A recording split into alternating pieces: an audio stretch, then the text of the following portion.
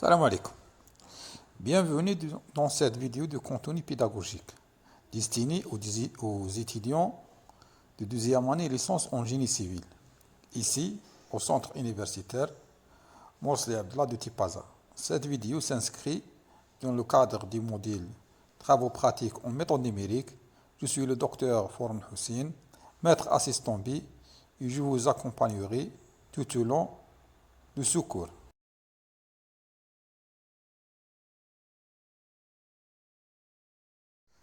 Je me présente brièvement, Dr Forn Hussein, maître assistant B au sein du département de génie civil à l'Institut des sciences et technologies du centre universitaire Morsli Abdallah de Tipaza. Pour toute question ou prise de rendez-vous, n'hésitez pas à me contacter par email. Information générale sur le Tipeee. Quelques informations essentielles concernant l'organisation des travaux pratiques. Le Tipeee est affecté d'un coefficient de 1. Il donne droit à 2 crédits.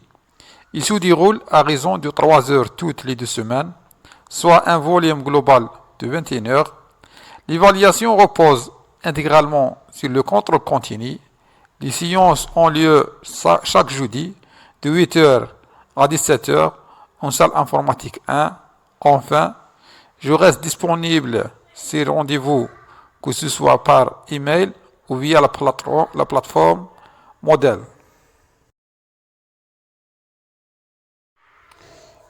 Le domaine des calculs scientifiques regroupe un ensemble de méthodes mathématiques permettant de modéliser, analyser et résoudre des problèmes complexes. Il s'appuie sur l'analyse, l'algèbre linéaire, la géométrie ou encore les équations fonctionnelles. Les méthodes numériques sont essentielles en physique, biologie, ingénierie, économie ou finance. Leur efficacité d'autant plus grande grâce au progrès constant en informatique et en algorithmique, permettant aujourd'hui de simuler des phénomènes réels avec précision.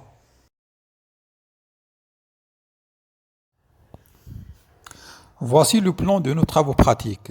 Nous aborderons successivement 5 grands thèmes. Premièrement, le premier chapitre. Nous avons exposé les différentes méthodes de résolution numérique des équations non linéaires, à savoir la méthode de dichotomie, la méthode de point fixe et la méthode de Newton.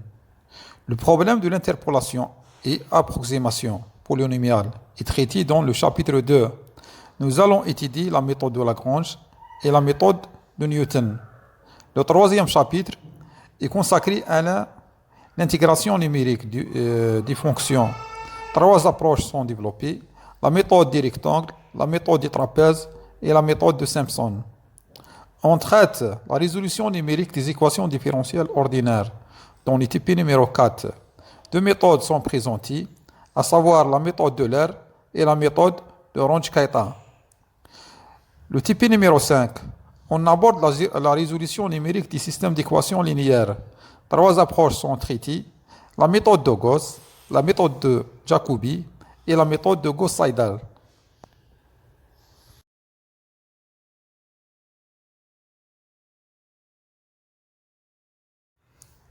Avant de commencer ce Tipeee, il est nécessaire de maîtriser certaines notions fondamentales. Le mathématique de base, algèbre linéaire, méthode numérique, ainsi que les unités d'informatique 2 et 3. Un test d'entrée sous forme de QCM sera proposé pour évaluer le niveau de l'étudiant initial et adapter les séances en conséquence.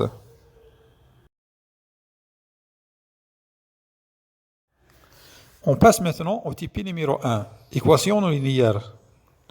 Le premier Tipeee porte sur la résolution numérique des équations non linéaires. Il s'agit ici de déterminer une valeur approchée de la racine des fonctions réelles à une variable, c'est-à-dire résoudre l'équation fx est égal à 0. Plusieurs méthodes sont possibles, parmi lesquelles la méthode de dichotomie, la méthode du point fixe et celle de Newton.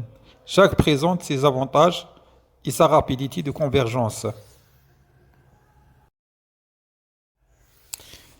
Ce Tipeee a pour objectif de vous permettre de connaître les méthodes classiques de résolution, de comprendre leur fonctionnement, d'utiliser un algorithme pour obtenir une solution approchée et de comparer leur vitesse de convergence.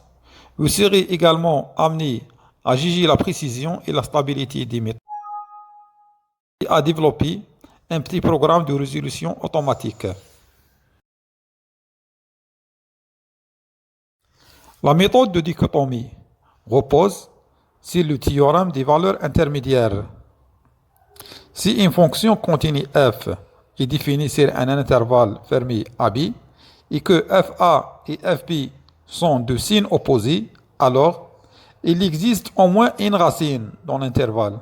Autrement dit, si fa fois fb est inférieur à 0, alors f s'annule au moins une fois entre a et b.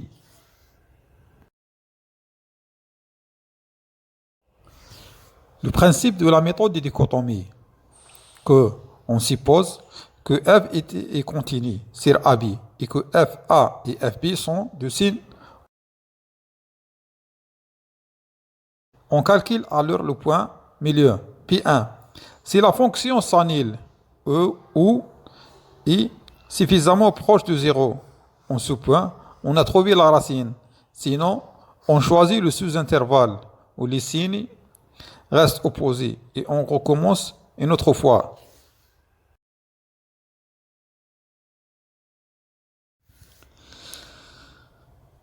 Cette méthode suit un processus itératif. D'abord, on calcule le point de milieu P1.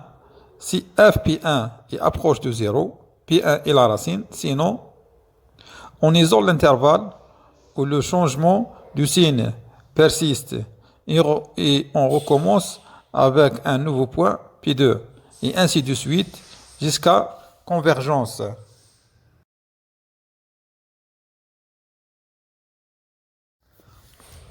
Voici un exemple de code MATLAB pour appliquer la méthode de dichotomie. L'utilisateur saisit l'équation, les bornes A et B, le nombre d'itérations et la tolérance souhaitée. Le programme vérifie la condition sur les signes, puis effectue des itérations jusqu'à trouver une racine avec une précision acceptable.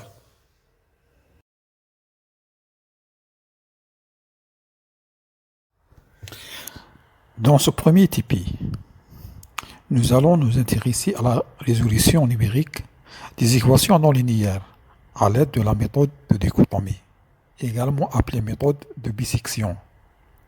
Cette méthode repose sur le théorème des valeurs intermédiaires et permet d'approcher les racines d'une fonction contenue sur un intervalle donné. L'objectif de ce Tipeee est double.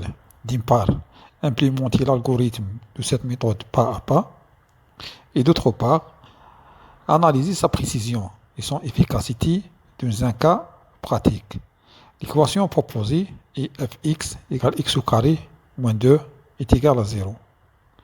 Il s'agit ici de trouver, de façon numérique, une valeur de x telle que cette égalité soit. Pour conclure cette vidéo introductive aux travaux pratiques des méthodes numériques, je vous rappelle que ce cours vise à vous familiariser avec des outils essentiels pour la modélisation et la résolution de problèmes complexes en ingénierie. La maîtrise de ces méthodes vous permettra non seulement de mieux comprendre les phénomènes physiques étudiés, mais aussi de les simuler efficacement à l'aide d'outils numériques modernes. Merci pour votre attention. Nous nous retrouverons très bientôt pour entamer le premier Tipeee. Bon courage à toutes et à tous. Merci.